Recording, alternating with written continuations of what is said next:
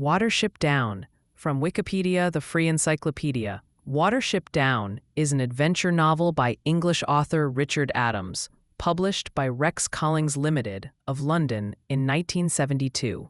Set in Hampshire, in southern England, the story features a small group of rabbits. Although they live in their natural wild environment with burrows, they are anthropomorphized, possessing their own culture, language, proverbs, poetry, and mythology. Evoking epic themes, the novel follows the rabbits as they escape the destruction of their warren and seek a place to establish a new home, the hill of Watership Down, encountering perils and temptations along the way. Watership Down was Richard Adams's debut novel. It was rejected by several publishers before Collings accepted the manuscript. The published book then won the annual Carnegie Medal UK, annual Guardian Prize UK, and other book awards. The novel was adapted into a 2D animated feature film in 1978 and a 2D animated children's television series from 1999 and 2001. In 2018, the novel was adapted again, this time into a 3D animated series, which both aired in the UK and was made available on Netflix. Adams completed a sequel almost 25 years later, in 1996, Tales from Watership Down, constructed as a collection of 19 short stories about El Arira and the rabbits of the Watership Down Warren. Origin and publication history. The story began as tales that Richard Adams told his young daughters, Juliet and Rosamond, during long car journeys. He recounted in 2007 that he began telling the story of the rabbits, improvised off the top of his head as they were driving along. The daughters insisted he write it down. They were very, very persistent. After some delay, Adams began writing the novel in the evenings. He completed it 18 months later. The book is dedicated to the two girls. Adams's descriptions of wild rabbit behavior were based on The Private Life of the Rabbit, 1964, by British naturalist Ronald Lockley. The two later became friends, embarking on an Antarctic tour that became the subject of a co-authored book, Voyage Through the Antarctic, A. Lane, 1982. In his autobiography, The Day Gone By, Adams wrote that he based Watership Down and the stories in it on his experiences during Operation Market Garden, the Battle of Arnhem, in 1944.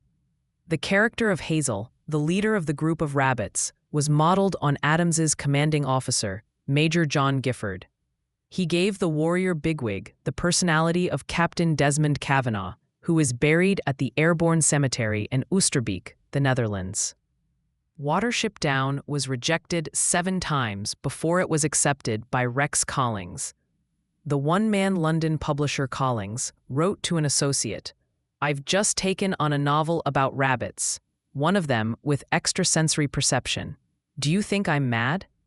The associate did call it a mad risk in her obituary of Collings, to accept a book as bizarre by an unknown writer which had been turned down by the major London publishers. But, she continued, it was also dazzlingly brave and intuitive. Collings had little capital and could not pay in advance, but he got a review copy onto every desk in London that mattered. Adams wrote that it was Collings who gave Watership Down its title. There was a second edition released in 1973. Macmillan USA, then a media giant, published the first U.S. edition in 1974. A Dutch edition was also published that year by Het Spectrum. Plot summary. Part 1. A Journey. In the Sandalford Warren, Fiver, a runty young rabbit who is a seer, receives a frightening vision of his warren's imminent destruction. He and his brother Hazel fail to convince the Threara, their chief rabbit, of the need to evacuate. They then try to convince the other rabbits, but only succeed in gaining 9 followers. All bucks, males, and no does. Captain Hawley of the Sandalford Owsla, the Warren's military caste, accuses the group of fomenting dissension against the Threara. He tries to stop them from leaving, but is driven off.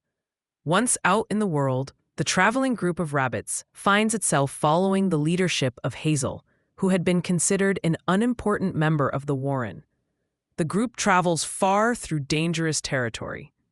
Bigwig and Silver, both former Owsla and the strongest rabbits among them, protect the others, helped by Hazel's good judgment and the ingenuity of the clever rabbit Blackberry.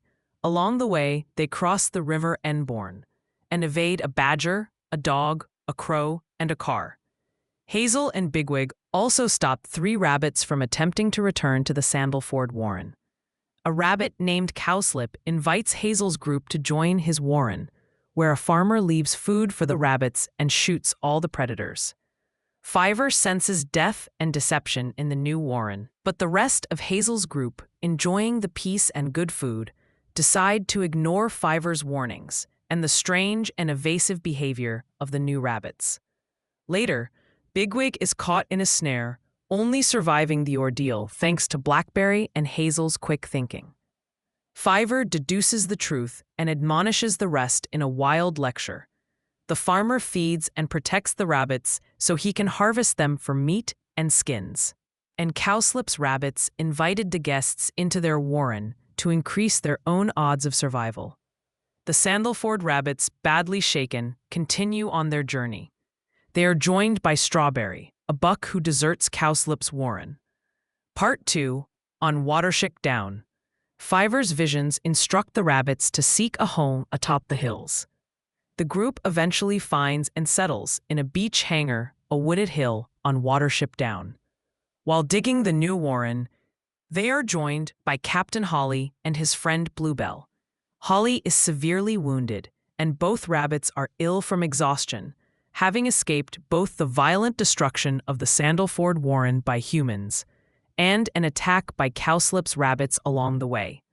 Holly's ordeal has left him a changed rabbit, and, after telling the others that Fiver's terrible vision has come true, he offers to join Hazel's band in whatever way they will have him.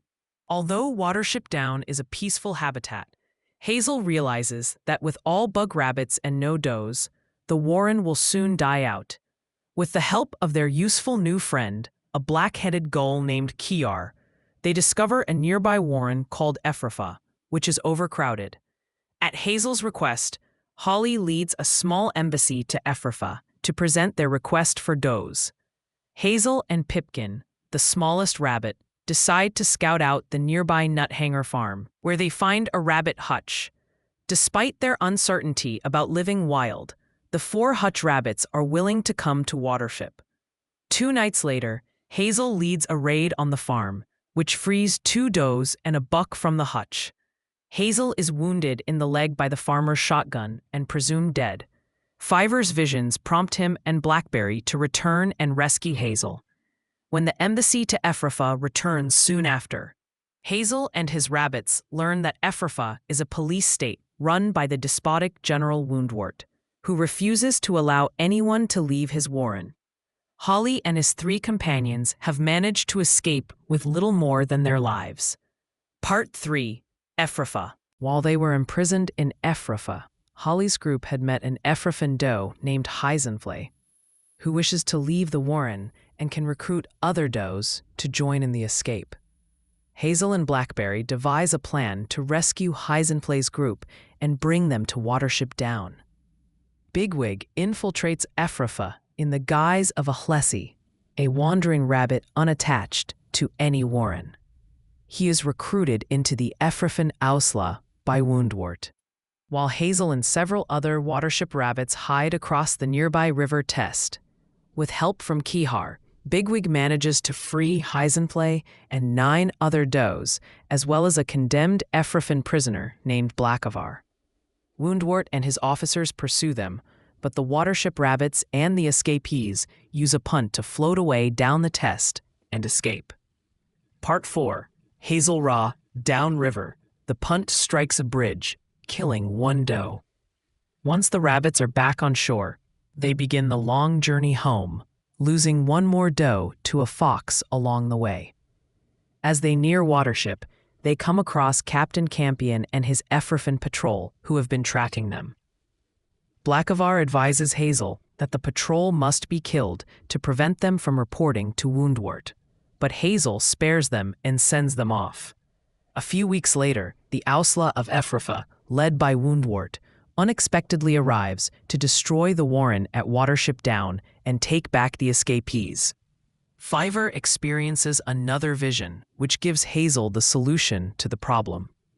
While Bigwig fights and injures Woundwort in a narrow tunnel, preventing the rest of the Ephrafans from getting any further into the burrows, Hazel, Dandelion, and Blackberry return to Nothanger Farm. They release Bob, the farmer's Labrador, and lure him back to Watership Down. Bob attacks the Ephrafans, who flee in terror, leaving Woundwort to stubbornly stand his ground, unobserved. Following the fight, Bob returns to Nothanger Farm with a few wounds, but there is no sign of Woundwort's body.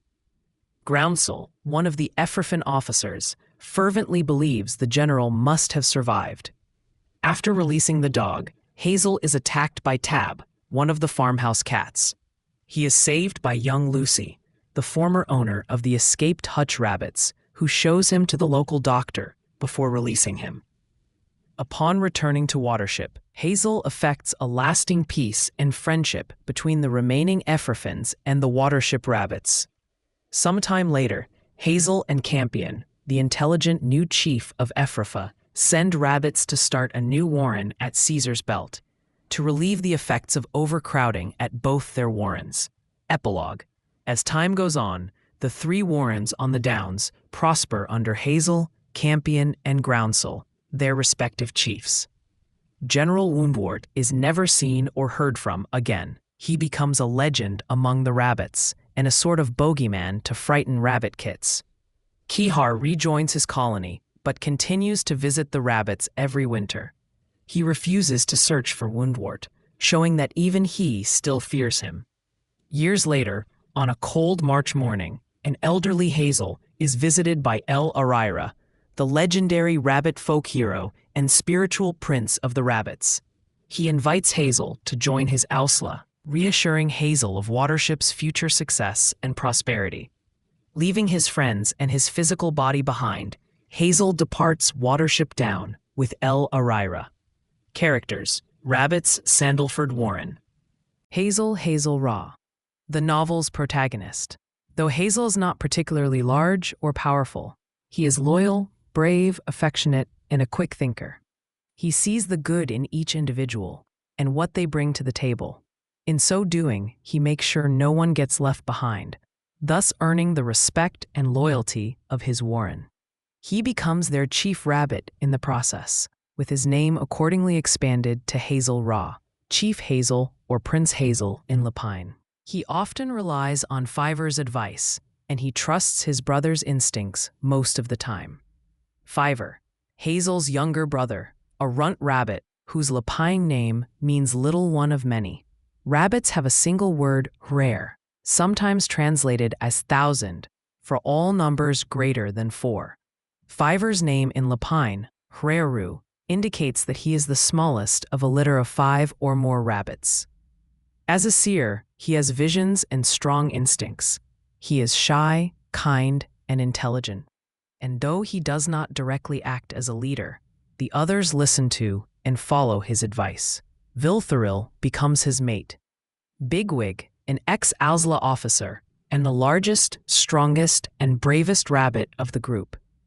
His name in Lapine is Thlaley, which literally means fur head, and refers to the shock of fur on the back of his head. Though he is initially harsh and cynical, he is naturally compassionate and eventually learns to be less quick-tempered. He is also shown to be cunning in his own way when he rescues the does from Ephrafa, and later devises a plan to defeat the larger and stronger General Woundwort. This final confrontation leaves him severely wounded, but he survives and becomes the leader of Hazel's Ausla. Blackberry, a clever buck rabbit with black-tipped ears. He is often capable of understanding concepts the other rabbits find incomprehensible. He realizes, for instance, that wood floats. And the rabbits use this tactic twice to travel on water. He also works out how to dismantle the snare that almost kills Bigwig, saving him. He is one of Hazel's most trusted advisors, and he and Kihar devise the plan to rescue Doze from Ephrafa. Dandelion, described as a dashing buck rabbit, notable for his storytelling ability and speed. He is the first to recognize Watership Down as their best new home and is instrumental in both raids on Nuthanger Farm. Buckthorn, a strong half-grown buck who was expected to be part of the Sandalford Owsla once he reached maturity. He joins Bigwig and Silver as a fighter for the group. Hawkbit, described in the book as a rather slow, stupid rabbit, but is accepted by Hazel regardless. Speedwell and Acorn, pair of rank-and-file rabbits who are friends of Hawkbit. Like him, they are initially distrustful of Hazel, but soon become valuable sentries and burrow diggers. Silver, the sturdy and level-headed nephew of Sandalford's chief rabbit. At Sandalford, he is teased for his pale gray fur, his namesake, and accused of getting his position in the Owsla through nepotism, prompting him to join the fugitives. He, Bigwig, and Buckthorn frequently defend the other rabbits along their journey. Pipkin, a small and initially timid buck rabbit. Hazel refuses to leave him behind when he is wounded, and Pipkin grows fiercely loyal to Hazel. He serves as a comforter to Holly and becomes very brave, offering to go into Ephrafa himself when Bigwig is late in returning. He also is the first to jump into the river test when Hazel orders the rabbits to do so. His name is Hlauru, Little Dimple in the Grass, in Lapine. Holly, former captain of the Sandalford Warren Owsla, escapes with Bluebell when his warren is destroyed by men. He is near death when he finds the warren at Watership Down, but is nursed back to health and welcomed by the fugitives. Bluebell, buck rabbit who escapes with Holly during the destruction of Sandalford. He tells jokes, often in rhyme, to cope and to help himself and Holly recover from the mental strain of seeing the Sandalford warren destroyed and Pimpernel killed by Cowslip's rabbits. He, like Dandelion, is also a storyteller. Pimpernel, a Sandalford rabbit who helps Bluebell to escape the poisoning of the Sandalford warren, but becomes very ill and weak in the process. He travels towards Watership with Holly and Bluebell, but is murdered by Cowslip's rabbits. Thrira, usually called the Thrira, because his name means Lord Prince Rowan Tree in Lapine, and there is only one Rowan near the warren. He is Silver's uncle and the cool and detached leader of the Sandalford warren. He believes in the gift of foresight, but dismisses Fiver's fears, believing rabbits can best weather any dangers by sitting tight. He is presumed killed when the men poison his warren. Cowslip's warren, Cowslip, the minor antagonist of the novel. While not chief rabbit of his warren, he is the first to meet Hazel and the others, and tricks them into staying in the warren of the snares, which is why they refer to it as Cowslip's warren afterwards. He and the others refuse to answer any questions or discuss the snares. After Fiver exposes and ruins their blissful denial, and Strawberry defects to Fiver's side, Cowslip leads some other rabbits to attack Holly's group as it passes through their territory. Strawberry, a large, sleek buck from Cowslip's warren, who leaves with the Watership Down rabbits after his doe, Nildrahane, Blackbud's song in Lapine, is killed by a snare. He has good knowledge about warren architecture. Nuthanger Farm Haystack and Clover, two of the hutch does, who escape in order to live with the wild rabbits. Clover's mate, Laurel, does not escape with her and allows himself to be taken back to the hutch by the farmer. Later, Holly becomes Clover's new mate. Boxwood, a hutch buck who escapes in order to live with the wild rabbits. He is taken under Strawberry's wing, as he initially does not know how to survive in the wild. He is Haystack's mate, Ephrafa. General Woundwort, the main antagonist of the novel, a fearless, cunning, and brutally efficient rabbit who was orphaned at a young age and raised by humans. Woundwort escaped, founded the Ephrafah Warren and is its tyrannical chief. Though larger and stronger than Bigwig, he lacks mercy and kindness. He even leads an attack to destroy the Watership Warren as an act of revenge against Bigwig's stealing Dawes from Ephrafah, an attack defeated by Hazel's ingenuity and Bigwig's bravery. After fighting the Nuthanger farm dog, he disappears completely, and many rabbits remain unsure if he still lives or not.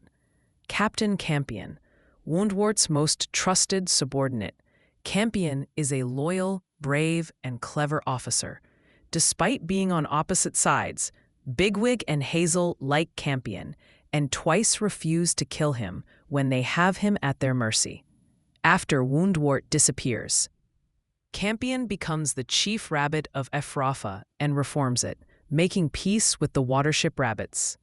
Vervain, the sadistic and callous head of the Auslafa council police in Ephrafah, said to be one of the most hated rabbits in the Warren. He is ordered to kill Fiver during the Watership attack, but Fiver calmly prophesies death and he flees in terror. He disappears during the retreat back to Ephrafah, presumably killed by predators. Groundsel, a calm, sensible member of Woundwort's Ausla, he rescues an Ephrafan patrol when their captain is killed by a fox. He accompanies Woundwort to Watership with the rest of the Ausla, though he is wisely hesitant to attack Hazel's rabbits after their earlier displays of cleverness. He and 4 others surrender to Fiver after the dog incident, and he is accepted into Watership as a friend, eventually becoming the chief rabbit at the new Warren in Caesar's Belt. Heisenfle, a doe who leads other Ephrafan daws to oppose Woundwort and his council, as they are unable to reproduce because of overcrowding. Woundwort orders her group to be broken up and scattered across the Warren. However, she and several friends escape Ephrafah with Bigwig. Like Fiver, she has visions, but has trouble interpreting them. Her name means literally shine dew fur, or fur shining like dew. Vethuthinning in Lapine, movement of leaves. A very sturdy, sensible doe and Heisenfle's friend and lieutenant in organizing the rebellion among the Ephrafan daws. Viltharil, an Ephrafan doe. Her name's translation is never given. She escapes Ephrafah with Bigwig, Heisenfle, and the other daws. She becomes Fiver's mate, and is said to be the only one to understand him as well as Hazel. One of their kittens, Threer, becomes a seer like his father. Blackavar, a rabbit with dark fur who tries to escape from Ephrafah but is apprehended, mutilated, and put on display to discourage further escape attempts. When he is liberated by Bigwig, he quickly proves himself an expert tracker and ranger, and also shows himself to be an effective fighter when the Ephrafan rabbits attack the Warren. Non-rabbits. Kihar, a black-headed gull who is forced by an injured wing to take refuge on Watership Down and befriends the rabbits when they help him. He is characterized by his frequent impatience, guttural accent, and unusual phrasing. After discovering the Ephrafan Warren and helping the rabbits, he rejoins his colony, but visits them often. According to Adams, Kihar was based on a fighter from the Norwegian resistance in World War II. The Mouse, never named. The mouse is a resident of Watership Down before the arrival of the rabbits. While rabbits usually despise smaller mammals like rodents and shrews and view them as untrustworthy, Hazel kindly saves the mouse from a kestrel. This action allies the mice and rabbits on Watership Down, and the same mouse later warns them of General Woundwort's intended surprise attack, thus saving many lives. Mythical characters. Frith, the primary deity in rabbit folklore, similar to the god of Abraham, said to have created the world. While forced to create Aelil, predators, because of the rabbits' refusal to stop overpopulating the earth, Frith promised that rabbits would never be allowed to go extinct. In Lapine, the word Frith means the sun, sunrise. El Arira, a rabbit trickster culture hero, who is the protagonist of nearly all of the rabbit stories. He represents what every rabbit wants to be: smart, devious, tricky, and devoted to the well-being of his warren. In Lapine, his name is a contraction of the phrase Elil Rera, which means prince with 1,000 enemies. His stories of cleverness and excessive hubris are similar to Brer Rabbit and Anansi. Prince Rainbow, a lesser deity in rabbit folklore, tasked by Frith to organize the world. He often abuses his power to try to harm or rein in El Herrera and the rabbits, but is always outsmarted. Radscuttle, another mythical folk hero. Radscuttle is El Herrera's second-in-command and Ausla captain. He participates in many of El Herrera's capers. He is considered to be almost as clever as his chief. His name may be a reference to a rabbit's scut, or tail. Black Rabbit of Inlay, known as Inlay Ra, Prince Chief of the Moon, or Prince Chief of the Dead, to his ghostly Ausla. He is a somber phantom servant of the god Frith, who appears in rabbit folklore as a kind of analog to the Grim Reaper. His duty is to ensure all rabbits die at their predestined time, and he avenges any rabbit killed without his consent. Inlay is the Lapine term for the moon, moonrise, as well as the word for the land of the dead. Lapine language, Lapine, is a fictional language created by author Richard Adams for the novel, where it is spoken by the rabbit characters. The language was again used in Adams's 1996 sequel, Tales from Watership Down, and has appeared in both the film and television adaptations. The language fragments in the books consist of a few dozen distinct words, used mainly for the naming of rabbits, their mythological characters, and objects in their world. The name Lapine comes from the French word for rabbit. Themes. Watership Down has been described as an allegory, with the labors of Hazel, Fiver, Bigwig, and Silver mirroring the timeless struggles between tyranny and freedom, reason and blind emotion, and the individual and the corporate state. Adams draws on classical heroic and quest themes from Homer and Virgil, creating a story with epic motifs: the hero, the Odyssey, and the Aeneid. The book explores the themes of exile, survival, heroism, leadership, political responsibility, and the making of a hero and a community. Joan Bridgman's analysis of Adams's works in the Contemporary Review identifies the community and hero motifs.